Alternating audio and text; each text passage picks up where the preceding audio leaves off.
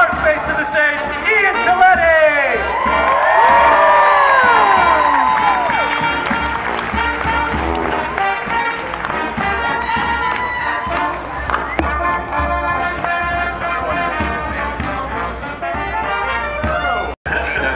Tell anyone, but we're sick of those trumpets. They go everywhere we go. Please be careful back there. Just be careful, like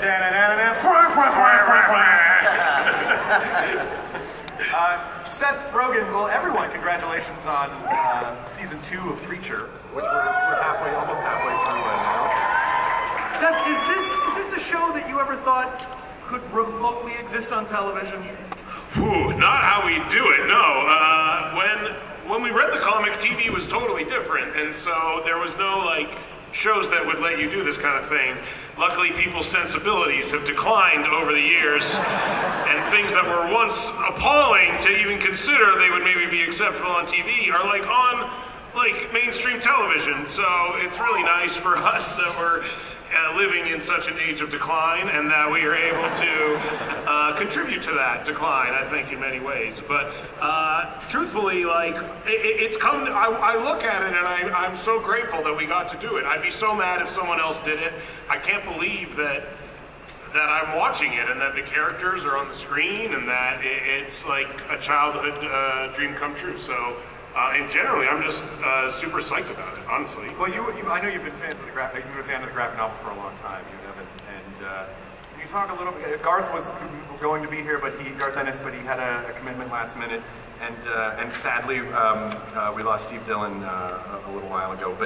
But is it bringing this to life? How collaborative was it, and what was the process? And what was it about the comic that you said, this is definitely something that I need to try to make? Yeah, it was like the characters and the tone and the overall story of like looking for God is just so compelling and relatable, I think, in many ways.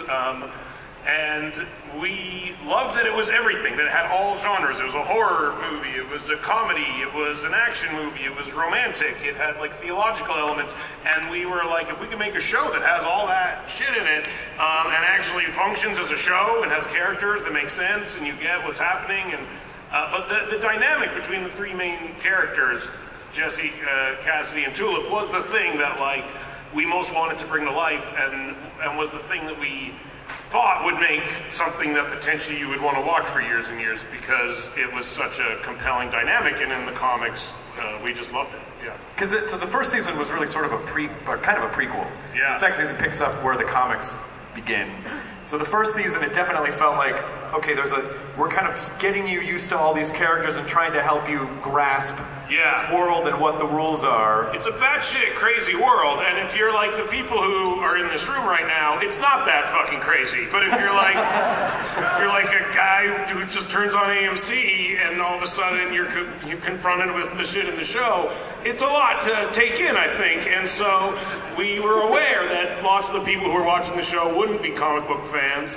And we wanted to kind of slowly introduce, some may argue too slowly introduce some of the ideas in the comic in a way that they seemed much more digestible, and we kind of doled them out a little bit instead of, you basically know everything that happens the whole first season by the end of like the 4th page of the comic. So yeah, we really took our time getting there, but now we're there, and it's fun to have them all together and to really get into the meat of the show and of the mission, Well, it's a fun way to end a first season by just saying, hey, everything we just saw, we're just going to blow all that up. We literally killed everyone. Yeah. That was some awkward phone calls.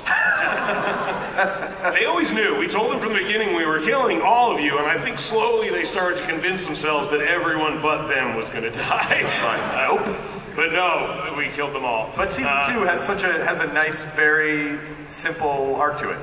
They're looking for God. They're going to New Orleans and they're looking for God. Yeah, they're looking for God, and that's really what the comic. And they all, it's funny because it's more Jesse's mission, and the fact that Cassidy and Tulip have less investment in it slowly comes to become a part of the story, actually. But for this part of the season, they're kind of singularly focused, which is nice because there are literally almost no scenes in the first season that even have all three of them.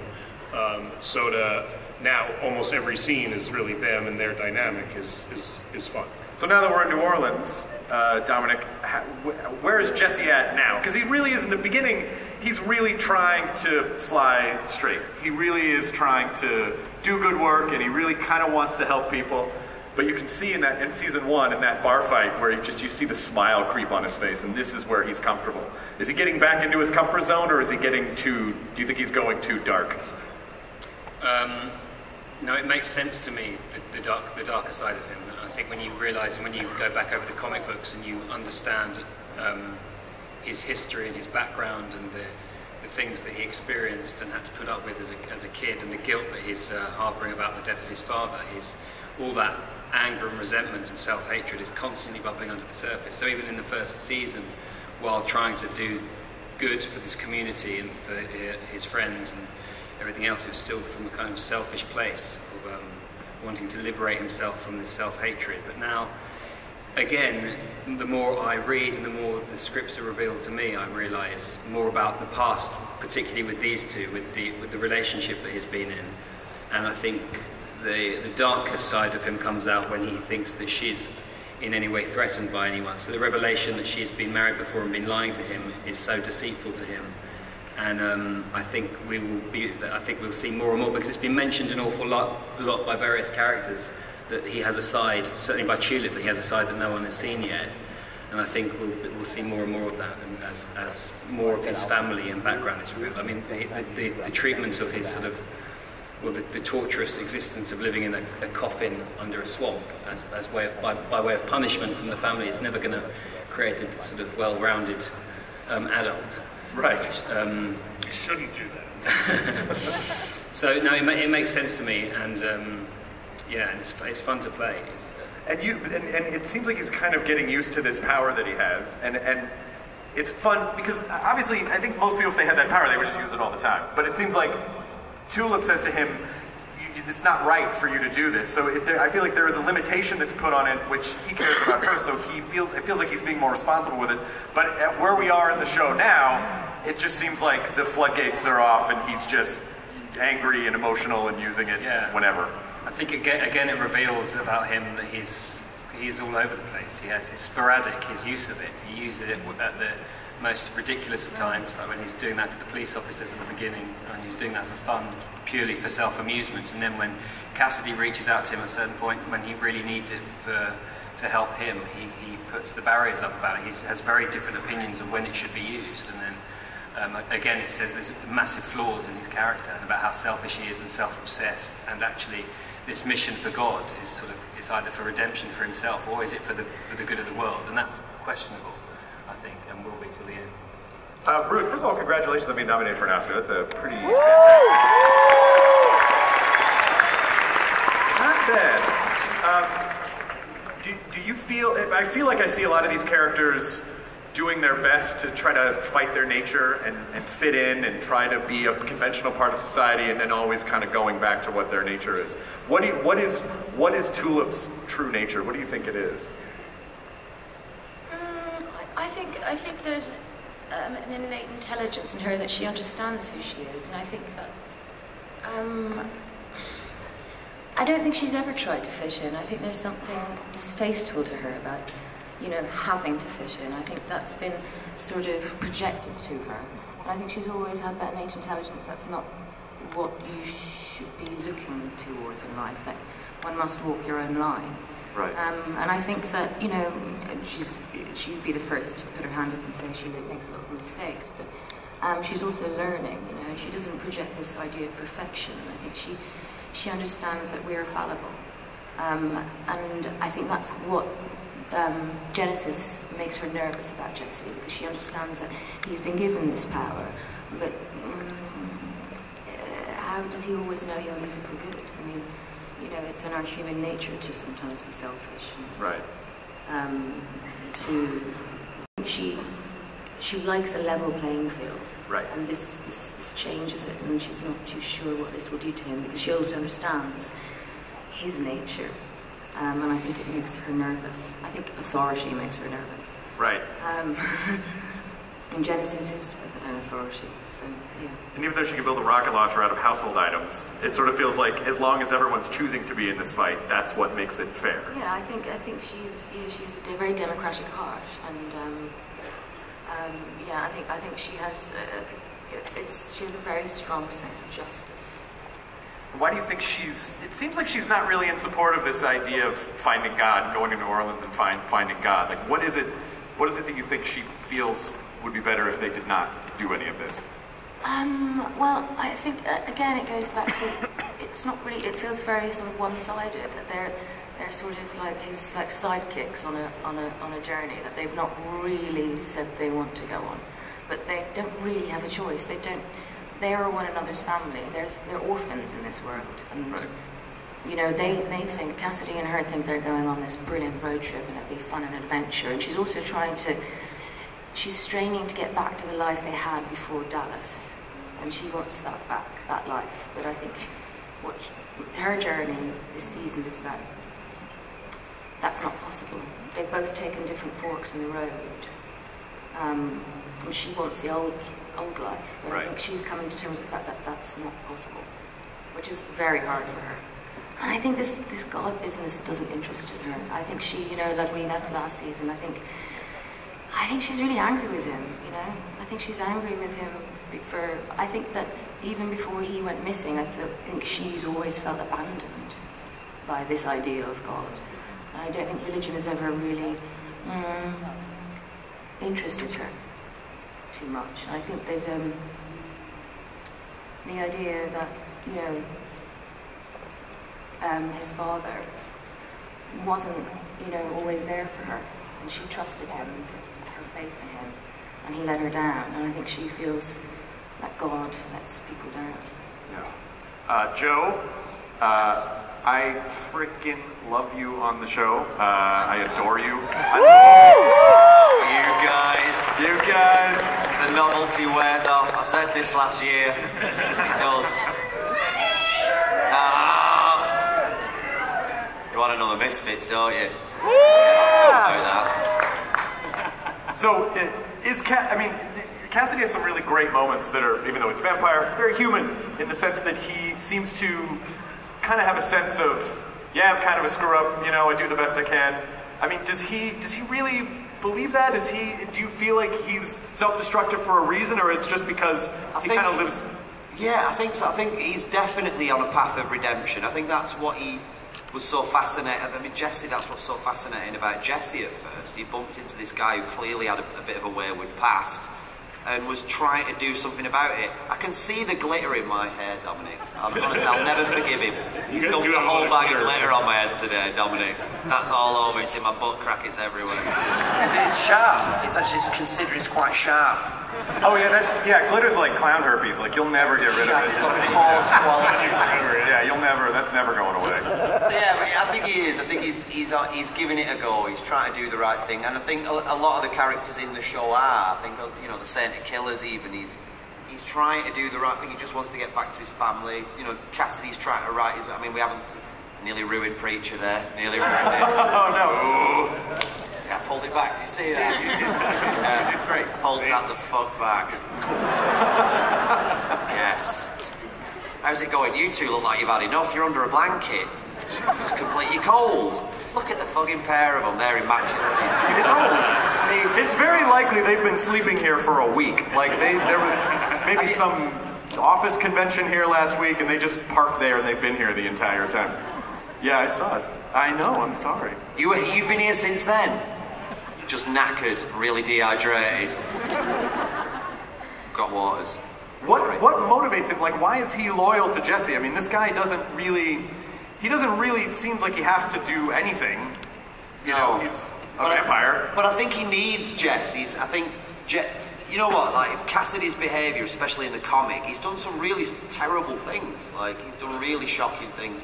Some of the stuff's funny, but some of the stuff, you know, like the killing of the girl in Vegas is one that jumps out to me. It would seem that when he's with Jesse and when he's with Tulip, he's got this, it's almost like being in rehab for him. You know, there's something stable for the first time in a long time. And so I think he's got this to be honest with them, because up till now, that's all they've been with him, really. I mean, even Jesse in that scene, we shot the scene, I'm about to ruin Preacher here, where I turn up and roll up in the bedroom. That's been on, hasn't it? Yes. Yeah, that's been on. So even in that scene, Jesse says to Cass, you know, look, dude, you're a fucking lying, junkie vampire. Like, why would I ever trust you? He's like, we're honest with each other. It's like a sibling relationship. We can talk to each other that way, you know, and still love each other at the end of it. So, yeah, there's definitely honesty. Yeah. But it seemed like there was a moment where it feels like the one thing Jesse can never really find out is what happened with Tulip and Cassidy. Yeah. And even as much as there's almost, they kind of have the scene that you're talking about is almost a confession. And to me, that sort of felt like the undertones of Cassidy apologizing without really saying exactly what they might be talking about. Yeah, I think Cassidy's broached the subject with Tulip a bunch of times, and Tulip's told him over and over again, listen, it's not a good idea, you don't know him like I do, so just don't go there. Like, if you value your life, you won't go there. So I think for Cassidy, you know, there is that's a little reminder every time he gets to that stage where he thinks he might just be able to tell his friend and be honest. Because, you know, he didn't know at the time, he didn't know that Tulip was with this guy who was about to meet and become friends with. Like, he had no idea. So there is an injustice in there for Cassidy. He's done this bad thing without realising. He had no idea Jesse and Tulip were an item. He had no idea. He just thought he was having a quickie in the back of a Chevrolet. She was. It was fantastic. Thank you so much. Is there ever any, because obviously him being a vampire is almost sort of, it's almost like not that entirely relevant to the story in terms of, do you guys ever fight, at this point in the story, do you ever think about like, oh, should we make him more vampire-y, or it doesn't really matter, we don't need to do that, it's just kind of part of who his character is? It's kind of a vampire-y thing that happens in the second half of the season. It gets a little more vampire-y as it goes in the back half, right? There's some more vampire-y themes. Stuffs. Yeah. Stuffs and things. At the end of the day, he's a vampire, so you got to deal with that. Yeah. Have you ever thought about what you would do, like if you did have an eternal life? Yeah. It almost seems like what would really have any value at that I honestly point? think I'd end up exactly like Cassidy, just a fucking drug addict moron who's achieved absolutely nothing. Like, I honestly don't know what I'd do with eternal life. I'd just make it my quest to legalise cannabis in the UK. It'll take that long. I do. Graham was introduced as a Saint of Killers, who's been a fantastic character. I try and relate everything I do, obviously, to, you know, reality in some form or another, even a reality as extreme in its execution as Preacher. But with having a purpose in life, you know, everybody here can identify with that. Most people's purpose is to, you know, look after their family, you know, provide for them, whatever. And that was my purpose. That was the purpose of the Saint, until that was all taken away from him. And when that purpose was removed, his new purpose is to become reunited with them. And he pursues it with this terrifying, remorseless energy. And I think that's what's interesting, that he carries with him the love for his family throughout all of the terrible acts of violence that he commits. And that's a sort of strange dichotomy, I suppose. I mean, I wouldn't say that the first thing you think of when you see my character is there's a man who's in love. It's not really. You look at a man with guns and a saber and a face out of hell and you think, what a sweetheart. But he's somebody that wants to get back with his family, and to do that he has to get Genesis, and to get Genesis he has to kill Jesse Custer. So, you know, that's my role, and it's been so far great fun to do. I do feel sorry for anybody that acts opposite me though, because they end up dead very quickly. So I do apologize in advance to anybody else. I wanted to, Ian, it was really fun to see you on the show this year, just be Ian. Or be Eugene, like just be pre-Arspace.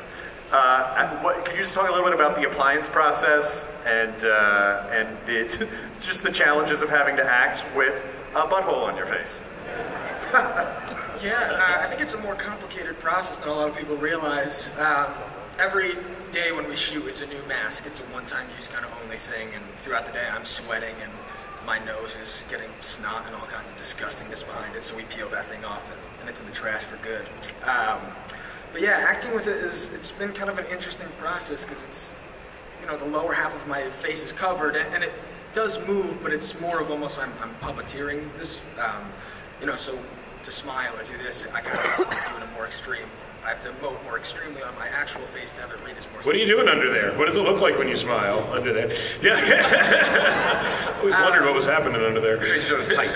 Yeah. A tight smile. And then, it's the bottom half of your face covered. It's kind of, your face is pretty much your tool, like as an actor, and so it's kind of really have to focus on kind of my eyes and the upper half of my face to kind of express certain emotions and subtext and stuff like that.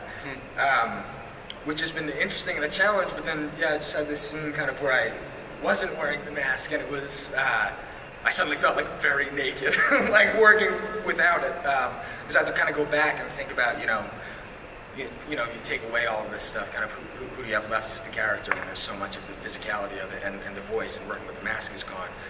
Kind of had to reevaluate a lot with Eugene, which was really, as an actor, something very fun to do. I mean, there's such an interesting shift in the story in terms of all the characters who are kind of evil prevail, and Eugene is just this sweet kid, and everything he tries to do to be helpful and loving, he just gets his ass handed to him. Yeah, now he's with Hitler. That's what happens. And now he's in hell. Now he's in hell. That's the moral of that story. Yeah, he is. It's going to be a little bit of a tough road ahead for Eugene. I think last year, kind of, Eugene's importance as a character was very much kind of congruent with Jesse in the sense that, Eugene was asking these questions about himself. Can you find forgiveness? Can you find redemption? And be bigger than your past. He would come to Jesse and ask him these things, like with this hope that he would give him some kind of answer, but we would see that Jesse really didn't have an answer, and he would come back, and then my character would kind of be the catalyst for him to explore these questions in himself. But this season, now Eugene is in hell, and he's away from kind of our main characters, and now Eugene is forced to really reevaluate himself and ask these questions about himself. And then Hitler then kind of serves that same purpose for Eugene now, and that, is there redemption, and now does Eugene deserve to be in hell, or does he not?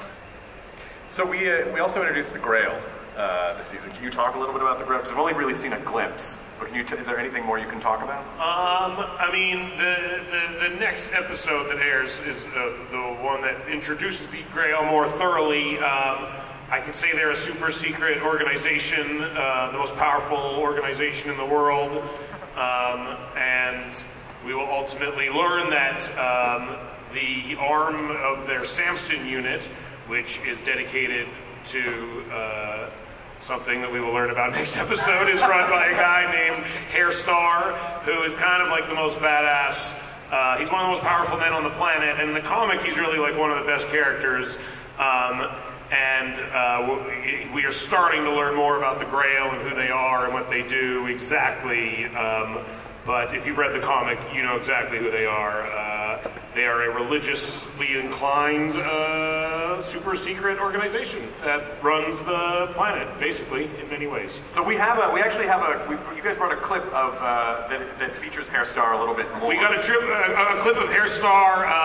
In the episode, we go back and show a flashback of him ultimately going through the trials of becoming the man that he becomes, and the Grail has recruited him and then put him in sort of like an elimination test to see if he has what it takes to become the head of the Samson unit of the Grail base. Excellent. And I'm supposed to tell you this is a rule. It's written in all caps. Yes. Before we take it.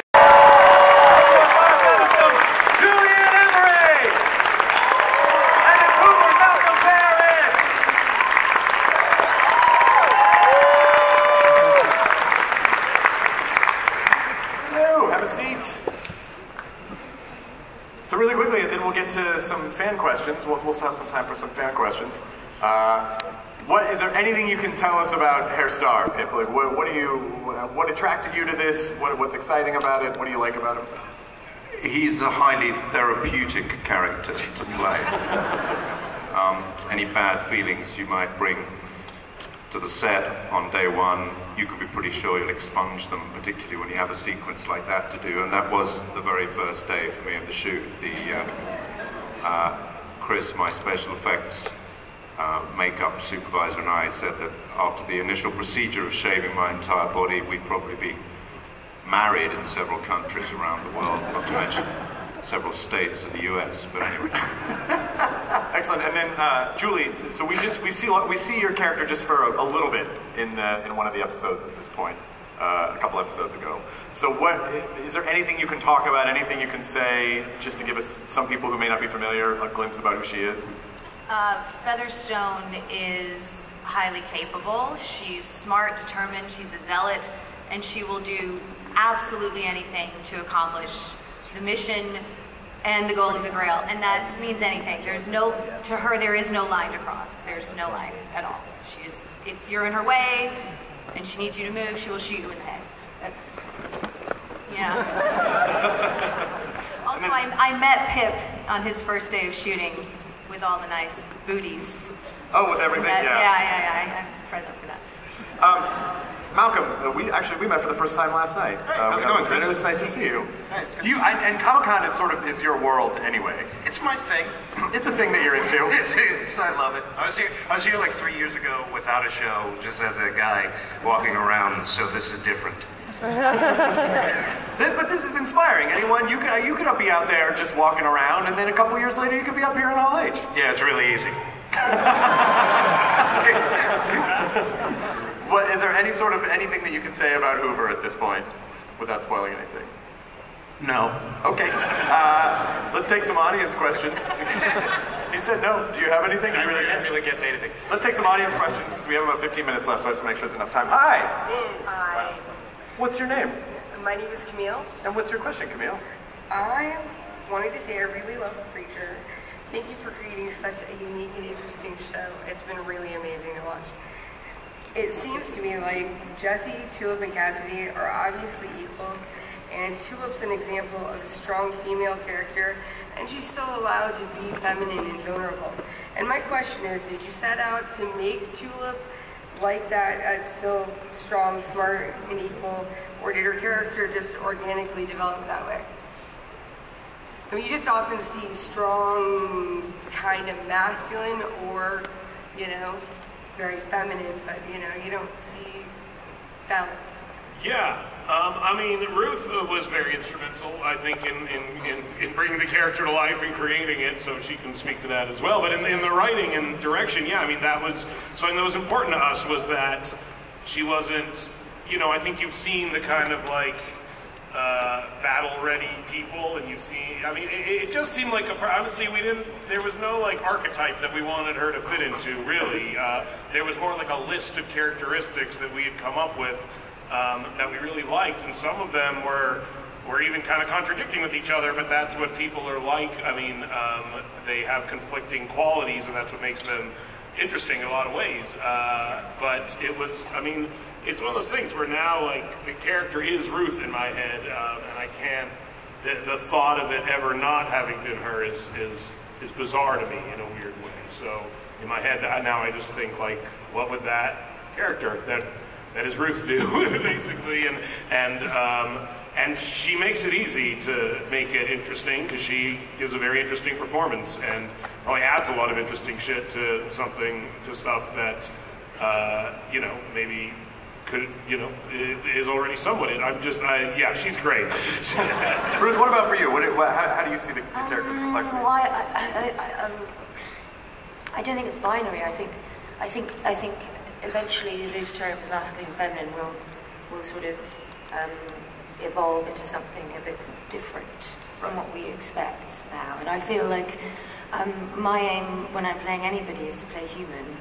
And I don't really think in terms of masculine and feminine. I think that I think it's a bit outmoded. I think we should be allowed to, I don't know, be as fluid as we want. And I think that's Tulip's very existence is, she's very uncomfortable with being defined by words and terms. And I think she defies limitations, and I think that was who we wanted to bring, and I think that's very important for me as a human being, as a woman, and as an actor, and I think that's what we wanted to inject into.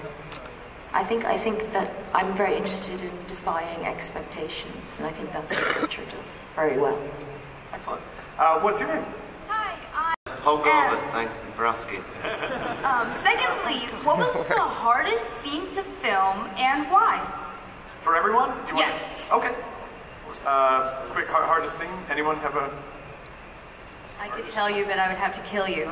Uh-oh. I don't know. Can't talk about it yet. None of it's you know, the crew is really great.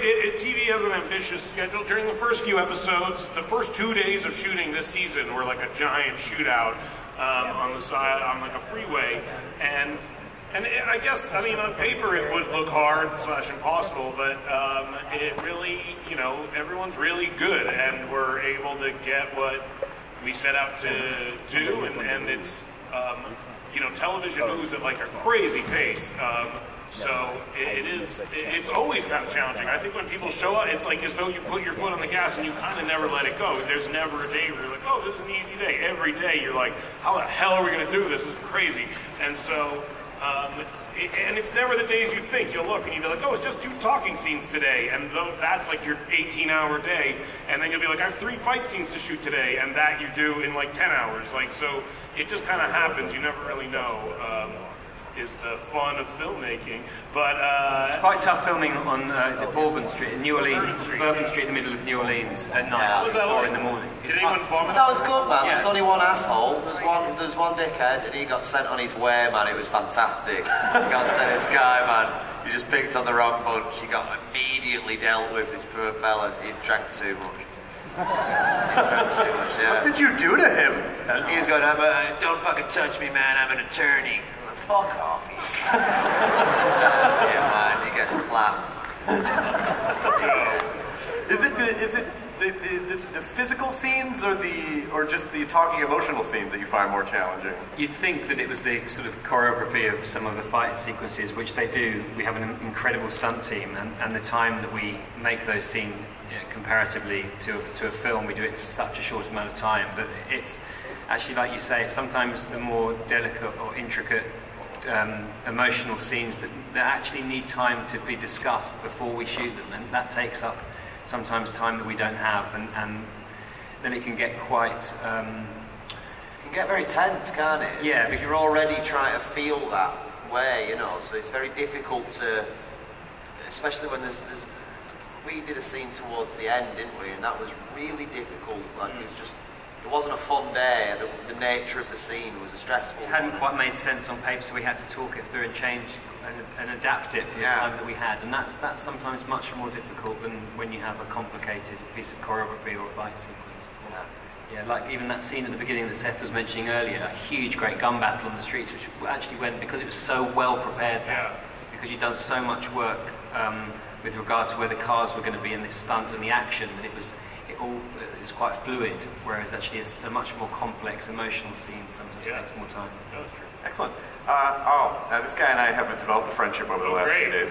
Tell me his name. I refer to him as the Nameless Hero. Great. How's it going? What's up? First off, Seth, I am a big fan of you. Thanks, bro.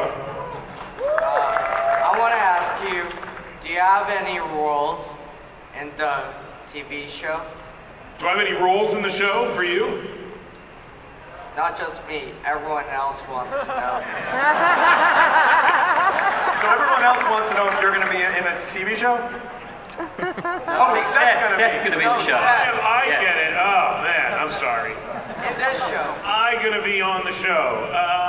Maybe we talk about it. There's one. It's not in this season, but there's a role that I know who you should play. Yeah, there's a role that I don't want to say because I might actually do it, but there is a role that I would potentially do. All right, thank you. I'm gonna take Dominic's role. That's it. But then not reference it at all. Sorry, that's why I don't want to say it here. I'm gonna replace Dominic with myself. Is this how you're tempted? This has been a long plan. This is the unveiling. Yeah. So this whole panel was just to tell Dominic that you're replacing him? Wow, that's amazing execution on your part. The show's called Rabbi now.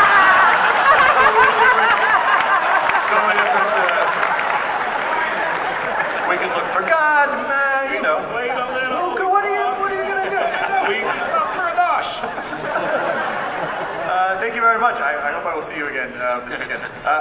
Excellent, I'll see you again. What is your name, sir?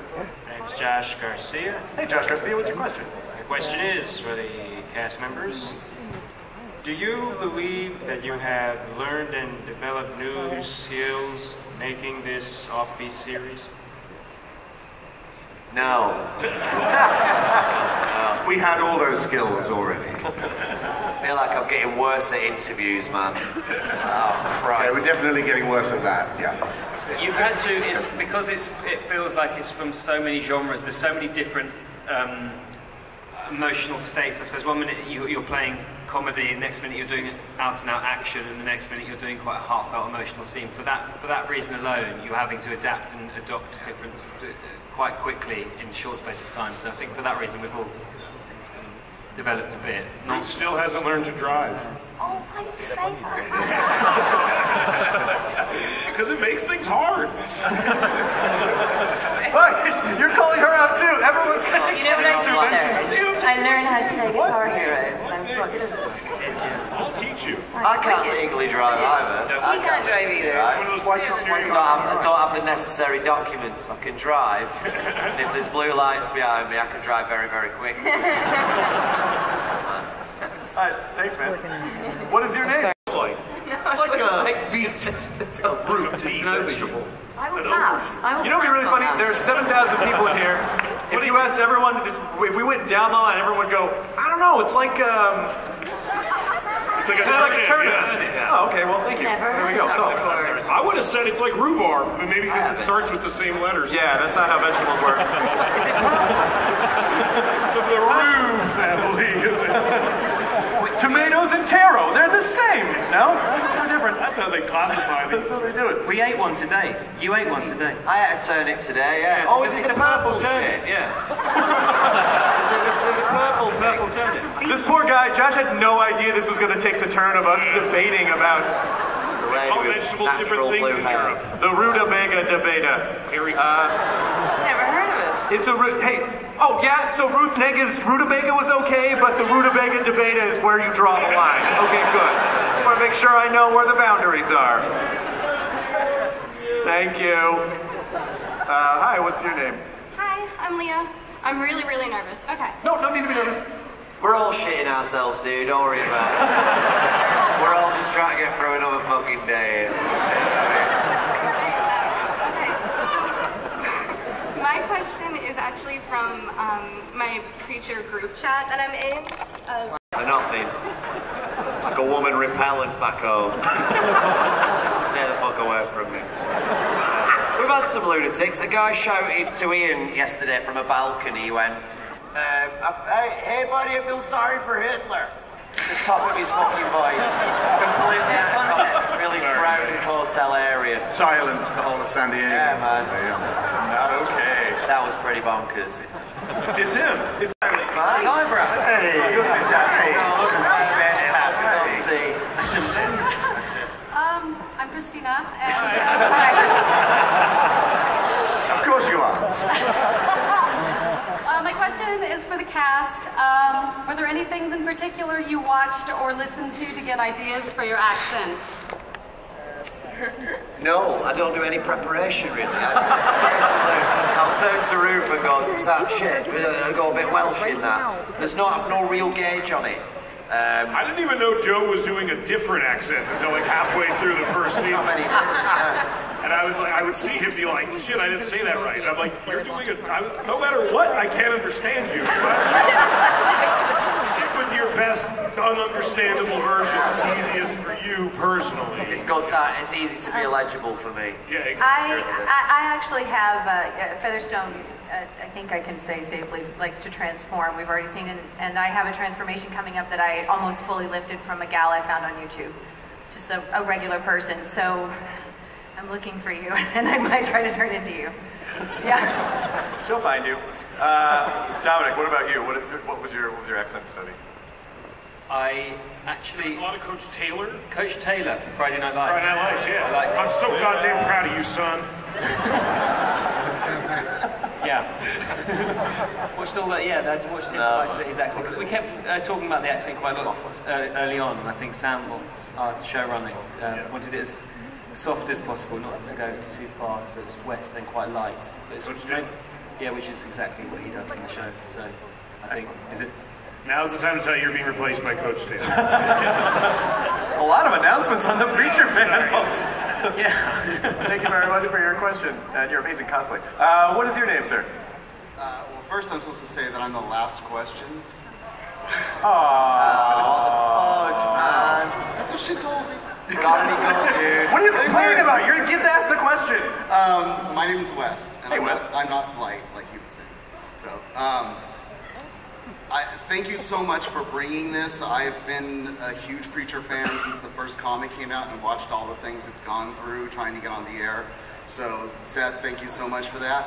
But for the cast, being that the type of story it is, and Garth and Dylan, where they gave stories that really pushed the what you could do you guys try and push it a little bit more than what you can get on? And Seth, would you try and get some characters that generally you wouldn't think could get on to the TV, like say the sexual investigators as you and Franco playing them? Nice. Too close to life.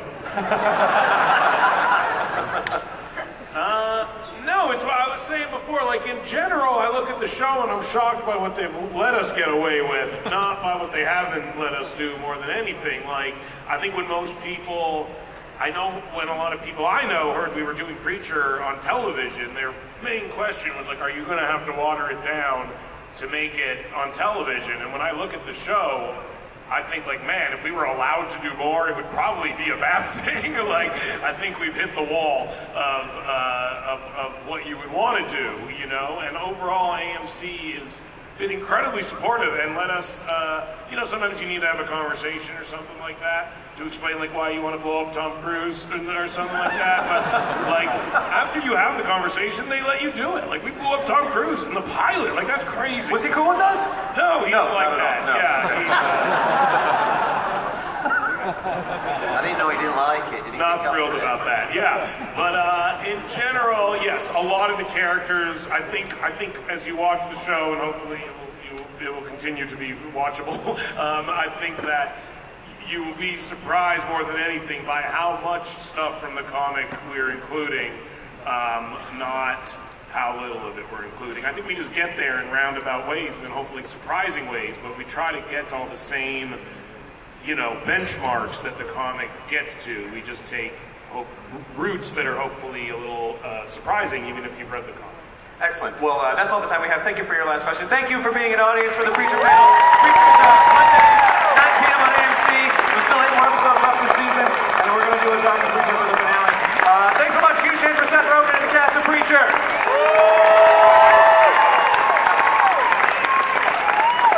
Once again, ladies and gentlemen, let's hear it for AMC's Preacher and our special guest moderator, Mr. Chris Hardwick. Ladies and gentlemen, at this time we will have a small, brief intermission. Coming up next, our final panel of the evening: Netflix, Marvel's The Defenders.